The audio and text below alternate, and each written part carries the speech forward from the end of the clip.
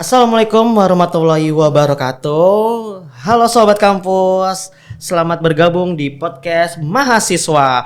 Tempat kita ngobrol-ngobrol asik tentang berbagai topik yang dekat dengan kehidupan kampus. Sebelumnya, perkenalkan nama saya Muhammad Ilham, biasa dipanggil Ilham dengan rekan saya. Aku Nurma Dewi Laras Ayu, biasa dipanggil Nurma. Kali ini kita bakal bahas sesuatu yang cukup menarik yang jadi sering perbincangan di organisasi kampus, yaitu politik di organisasi kampus. Wah, kalau dengar kata politik tuh kayaknya serius banget ya. Tapi kali ini kita bahas yang santai-santainya dulu aja. Oke, mungkin teman-teman yang di sana, yang di rumah, yang ada aktif dalam suatu organisasi di kampusnya, pasti nggak asing lagi nih sama kata-kata politik di kampusnya. Nah, di sini kita udah kedatangan teman dari mahasiswa kampus lain yang bakal kita ajak ngobrol-ngobrol soal politik di organisasi kampusnya. Sebelumnya kita kenalan dulu nih sama kakak yang ada di sini. Halo kak. Halo, perkenalkan nama aku Aziza, aku dari mahasiswa Fakultas Ilmu Komunikasi dari universitas yang ada di Jakarta, swasta. Halo Kak Aziza. Boleh sedikit kenalan gini kenapa sedikit cerita nih kak, kenapa kakak milih kampus itu dan apa aja sih struggle pas masuk kampusnya? Oke, karena memang kampus aku tuh kampus swasta ya, maksudnya nggak ada struggle yang gimana-mana kayak harus ikut SBMPTN atau hal-hal ujian yang lainnya. Cuman memang waktu itu struggle-nya pas lagi aku pendaftaran tuh COVID. Waktu itu aku diwajibkan untuk mengumpulkan surat keterangan bebas narkoba. Nah, itu struggle banget karena beberapa rumah sakit itu mengesampingkan itu karena mereka mementingkan untuk pelayanan COVID terlebih dahulu gitu. Jadi agak milih rumah sakit untuk bisa dapat surat keterangan ini tuh susah banget gitu. Terus juga struggle lainnya ya tentunya untuk milih jurusan yang emang sesuai sama diri aku biar nggak yang namanya terjerumus ke salah pilih jurusan gitu. Oke, betul. Terus ada alasan gak sih kak kenapa kakak milih jurusan ini ilmu komunikasi gitu? Oke, karena kan aku spesifiknya banget public relation ya. Terus aku tuh emang suka banget buat public speaking, ngomong, dan suka untuk berinteraksi dengan banyak orang, eksternal, internal, itu aku suka banget gitu. Jadi emang ini menurut aku kayak ini cocok banget buat aku dan ya udah aku bakal fun ngejalaninnya gitu. Oke, berarti memang kakak sendiri suka berinteraksi sama orang ya, dan Iya, suka ngerasa bicara juga ya. Cocok banget nih sama jurusannya ya udah ya. Sama bidangnya ya. Oke, pasti kan dalam di kampus kakak pasti kan ada kegiatan-kegiatannya nih, dan pasti ada kesibukan-kesibukan dari tugas dan kegiatan. Nah, kalau dari Kak Aziza sendiri nih, kakak ada nggak sih ikut suatu organisasi itu sendiri di kampus kakak nih yang di Jakarta? Oke, kalau di kampus aku tuh emang waktu ada kebijakan gitu. Jadi waktu di semester awal, di semester 1 sampai semester 3 itu baru bisa mengikuti UKM. Jadi unit kemahasiswaan, aktivitas kegiatan gitu-gitu kan. Nah, sedangkan Ormawa itu baru bisa diikuti di semester 4. Jadi waktu di semester 3 awal 1 sampai 3 aku tuh ikut Korean Club. Jadi karena emang aku suka Korea-Koreaan gitu, jadi ya aku ikut Korean Club buat bisa menyalurkan hobi dan tentunya juga bisa belajar gitu. Barulah di semester 4 aku mulai cari yang lebih serius nih gitu, dapat pengalaman lain. Nah itu tadi BEM fakultas dari kampus aku. Oke, wah padat ya dalam proses Kak Aziza ya dari Semester awal tuh udah mulai Iya. masuk organisasi itu nggak Iya. mau diem. Komunikasi banget Iya, berarti emang Kak Aziza aktif banget ya. Iya. Oke, tadi aku denger di semester 1 ikut kegiatan Korean Club. Nah, boleh nggak sedikit spill itu kegiatannya tuh ngapain aja sih? Kayak kegiatannya kalau yang santainya itu sharing-sharing tentang boy group gitu kan, kayak gimana lah kita Boy ngebayas band gitu. ngebayas ya. Oke. Kayak hey Bayas lu gimana kabarnya gitu-gitulah. Terus kalau yang seriusnya itu belajar tentang bahasa Korea dan budaya Korea. Kalau misalnya yang awal-awal tuh kita belajar mulai dari huruf-hurufnya dulu. Terus kalau udah mulai belajar kesana-sananya tuh udah dapat lagi tuh basicnya, itu mulai conversationnya gitu. Terus belajar budaya-budaya di Korea juga itu sih. Oke. Kan sudah belajar nih Korean Club. Kalau boleh tahu nih sedikit bahasa yang pernah dipergunakan sama Kak Aziza? Ya biasa umumnya banget buat sapaan annyeonghaseyo. Annyeong. Terus apa lagi Kak Aziza? Terus ada sarangi, kan, ungkapan cinta. Terus kalau misalnya ngomong aku tuh pakai nanen gitu. Ya tapi itu informal ya kalau nanen. Oke. Ya, Wah, itu sih paling sedikit-sedikit. Kita Menarik ikut sekali. kelas, Iya. ikut tes ya. Ya, tapi Kakak sendiri udah pernah ke Korea? Belum. Belum. Soon ya, Soon ya. mungkin Soon, nyusul amin. calon suami mungkin. Wah, Wah, seru sekali ya. Gak dapet di sini, kita nyari yang di Iya. Korea, betul. Awal ikut Iya. organisasinya dulu Betul, ya. betul. Iya. Sekarang belajar Belajar dulu. dulu, mengenal kenal budaya, kulturnya, betul. bahasa ya. Nah, kan tadi Kak Aziza ini nih, apa namanya, aktif banget nih dari semester 1 sampai semester selanjutnya. Nah, kalau dari Kak Aziza sendiri, memang kemauan dari Kak Aziza sendiri untuk ngikut suatu organisasi atau kegiatan, atau memang ikut-ikut teman aja nih, atau suruhan dari orang tua supaya biar tidak hanya kuliah aja? Kalau misalnya itu dari diri sendiri sih, karena emang aku tuh tipe yang nggak bisa diem, jadi kayak pengen cari yang baru, hal baru lagi gitu. Makanya pas awal-awal ya udah ikut ini dulu nih, karena nggak bisa. Emang sebenarnya target aku tuh ikut Ormawa gitu, karena emang suka banget organisasi gitu kan, dari di SMP, di SMK pun aku ikut organisasi. Tapi karena emang nggak bisa, oh yaudah ikut UKM dulu gitu, biar itu kan juga bentuk organisasi ya. Ya, betul. Jadi emang suka buat interaksi sama banyak orang gitu, terus nambah pengalaman baru, belajar hal-hal baru. Makanya aku milih untuk ikut organisasi gitu. Malah waktu awal-awal aku ikut 2 periode BEM kan. Nah, periode pertama itu aku nggak ada teman sama sekali. Maksudnya nggak ada teman yang deket gitu loh. Teman-teman deket aku tuh nggak milih untuk ikut Ormawa karena menurut mereka capek gitu, udah kuliah terus Ormawa lagi.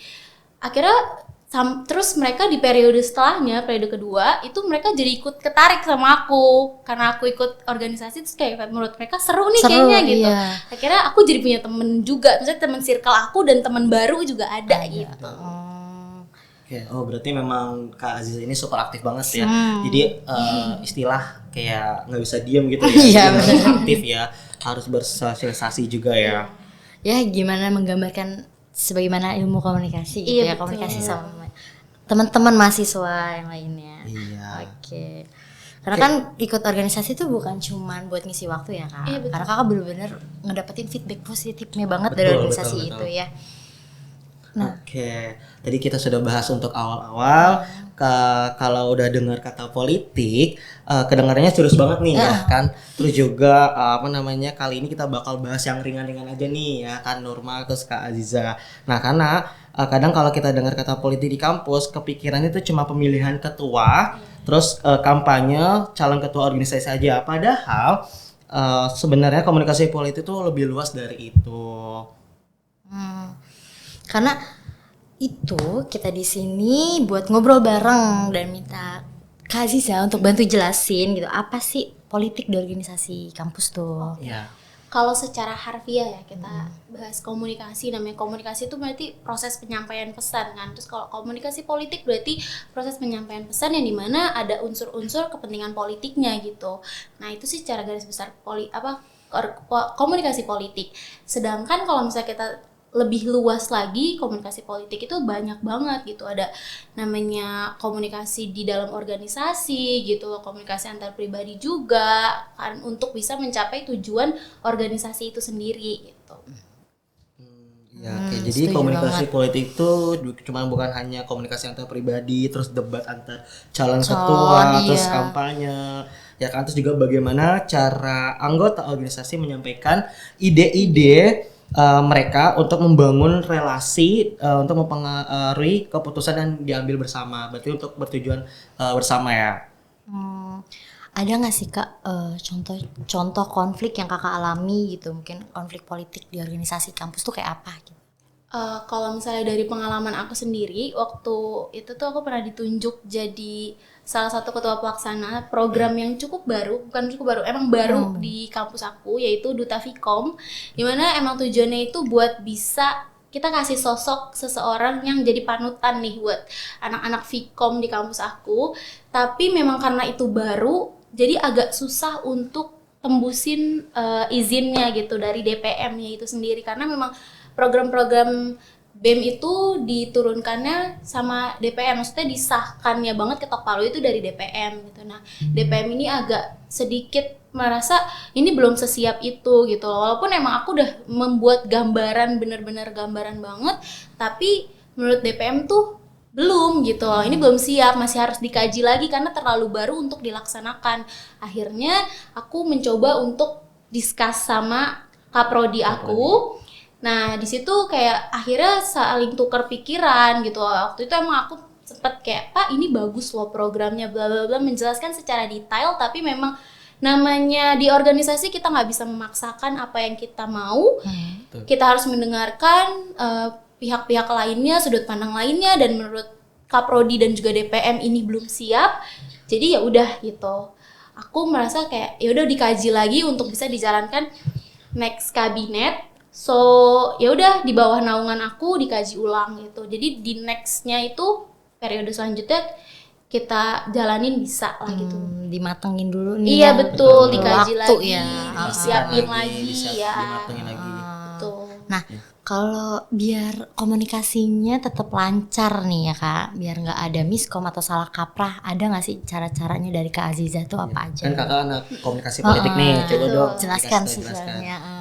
Oke, tentunya transparansi itu paling penting banget ya. Transparansi, kejujuran, terus juga persiapkan apa yang kita rasa, maksudnya apa yang kita omongin itu benar-benar harus disiapin gitu loh, biar nggak salah penyampaian pesannya, karena kalau misalnya sampai salah nanti jadinya miskom dan jadinya nggak sampai pesannya gitu. Jadi benar-benar harus terbuka gitu kan, terbuka, terus buka open juga. Terbukanya nggak cuman terbuka apa aja yang kita omongin, tapi terbuka menerima juga ya, menerima masukan segala macam. Terus juga ya tadi itu gitu, kayak dipersiapkan dengan matang gitu loh, apa-apa yang mau kita sampaikan, jangan sampai jadinya salah penyampaian. Itu sih kalau yang harus dipersiapkan banget. Setuju banget Berarti ya. harus secara terbuka ya. Terbuka itu Kayak paling penting. contohnya kayak musyawarah mufakat. Jadi kayak harus saling tahu juga. Ya. Jadi nggak boleh ada yang ditutup-tutupin. Nah, jadi setuju banget nih teman-teman yang di rumah yang aktif di organisasi kampus. Yuk mulai terapkan respect, terus transparansi, terus kemampuan mendengar. Nah, mendengar ini sebenarnya paling penting banget ya. Kadang ada orang yang dia berani menyuarakan tapi dia tidak mau mendengar. Mendengar tuh hal yang perlu diasah lagi ya. Iya, Karena betul. nggak semua orang tuh pandai untuk mendengarkan Dan orang lain. menerima ya. Betul. Gitu. Dan apalagi ada etika komunikasi, namanya juga kita anak-anak komunikasi ya kan. Bukan cuman organisasi ya kan yang makin solid, dan juga bisa jadi kepribadian yang lebih dewasa dan bijak, apalagi kita mengikuti organisasi. Benar banget sih Kak. Ini semoga tips-tips yang udah disampaikan sama Kak Aziza ini bermanfaat buat kalian semua, bisa kalian dengerin dan diterapkan. Menuju pertanyaan terakhir nih Kak, di balik semua komunikasi politik di organisasi, kenapa mahasiswa harus ikut aktif, ikut andil dalam politik organisasi itu gitu? Apa sih manfaatnya Kak? Oke, karena mahasiswa itu kan generasi penerus bangsa ya, kita agent of change gitu. Kita yang bakal meneruskan gimana nanti ya negara kita ini berjalan gitu loh. Kalau aku tuh ngambil ininya tuh kayak di organisasi kampus itu miniatur dari pemerintahan gitu loh. Kalau misalnya kita udah belajar miniaturnya, semoga kita juga nggak kaget nanti kalau yang nyatanya gitu, yang besarnya. Nah, jadi kayak aku tadi berusaha untuk menyuarakan program aku, dan itu juga jadi asah kemampuan aku nanti kalau misalnya aku mau menyuarakan apa yang harusnya masyarakat suarakan tentang program-program pemerintah atau apapun itu nantinya, entah di dunia kerja juga itu kan berguna banget gitu loh. Dan ya itu sih, jadi kayak sebagai kita mahasiswa generasi penerus bangsa, kita harus belajar tentang itu buat bisa menjadi kedepannya gambaran kita juga, persiapan diri juga gitu. Oke, betul-betul ya. Berarti secara singkatnya nih ya, semuanya mahasiswa itu dalam politik kampus itu sebagai agen perubahan yang aktif ya di dalam suatu organisasi juga ya. Padahal ya Kak, topik kali ini tuh kayak seru banget kalau kita ulik makin dalam. Iya, pengen sih gitu ya. Iya, ya makin tertarik aku tuh sama politik di kampus tuh kayak gimana. Apalagi narasumber kita dari Kak Aziza. Kak Aziza. Ya, kayak menarik banget deh. Tapi sayangnya kita ada durasi ini Kak ya. Iya, terus sih nggak apa-apa ya. Mungkin bisa di lain waktu ya Kak Aziza untuk kita bisa bahas Topik. soal Betul, betul, Kak. soal isu-isu politik yang ada. Nah, sebelum selesai nih Kak, Sobat Kampus mungkin juga mau dengerin tips dari Kakak, gimana sih politik yang sehat di organisasi kampus tuh? Oke, yang pertama tentunya terbuka ya, bukan terbuka secara diri kita aja gitu, maksudnya apa masalah, apa diungkapkan gitu kan, itu juga penting banget, tapi juga terbuka untuk menerima dari orang lain gitu loh, mendengarkan tadi itu kayak, mendengarkan itu penting banget, karena nggak semua orang bisa ngelakuin itu, mereka bisa banyak orang bisa menyuarakan apa yang mereka rasakan, tapi tidak menerima apa yang orang lain rasakan gitu. Terus juga membuka sudut pandang kita, jangan cuman pandangan kita tuh kayak, ya udah satu titik ini aja gitu, kita sebagai organisasi banyak kepala, banyak pemikiran, kita juga harus punya sudut pandang lainnya gitu kan. Terus juga kepercayaan satu sama lain anggota, ya itu penting banget, karena kalau nggak percaya satu sama lain juga nggak bisa nanti ngejalanin program-programnya ya kan. Terus ya discuss terus gitu, kalau ada problems atau halangan, kendala, semuanya itu didiskusin bareng, itu sih yang penting banget dari semuanya. Oke, itu sangat penting ya dalam suatu organisasi ya, Betul. karena kalau ada yang miss salah satu itu nggak akan berjalan. Betul, Bener nggak ya? akan nyampe ke tujuannya ya. Betul. Itu udah pasti bercabang tuh nanti maksudnya. Iya, oke Sobat Kampus udah denger ya kan gimana penjelasannya dari Kak Nur Aziza mengenai politik di organisasi kampus dan tipsnya nih. Semoga apa yang kita obrolin di sini ngebantu teman-teman biar ngerti apa itu politik di organisasi kampus, biar nggak ninggalin stigma jeleknya aja tentang politik ya. Karena banyak banget hal positif yang sebenarnya bisa diambil untuk di dunia kampus, iya di dunia kampus atau di masyarakat nantinya. Oke, itu segmen kita tentang peran mahasiswa dalam politik di organisasi. Terima kasih buat Kak Nur Aziza dan juga Nurma, udah nemeni kita nih dari awal sampai akhir buat kalian semua. Semoga bisa memberikan motivasi dan inspirasi buat kalian semua. Sampai jumpa untuk podcast selanjutnya. dadah. Dadah.